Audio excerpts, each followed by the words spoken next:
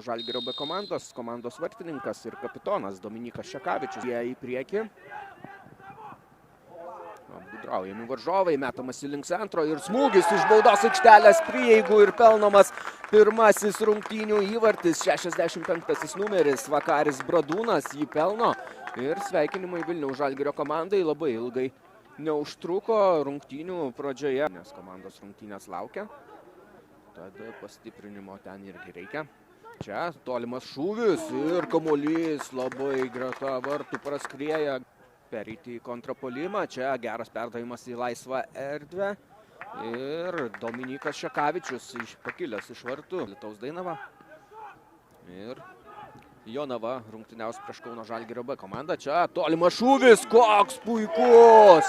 Koks puikus šūvis ir pelnomas antrasis rungtynių įvartis. Vilniaus Žalgirio B komanda veržėsi į priekį 2-0.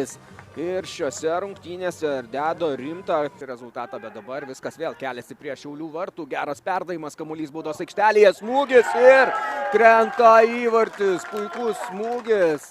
Vilniaus Žalgiris veržėsi į priekį. Rezultatas dabar yra 3-0. Na ir turbūt sunku dabar net įsivaizduoti tokį scenarijų, po kurio tęsiama Vilniaus Žalgirio komandos ataka. Perdavimas baudos aikštelėje. Čia smūgis ir neįkrenta kamuolys į vartus. Nepavyksta šį kartą pelnyti įvarčio Vilniaus Žalgirio. Atranda laisvą erdvę žalgiriečiai. Perdavimas link baudos aikštelės. Na ir smūgis. Smūgiavo čia 27-asis.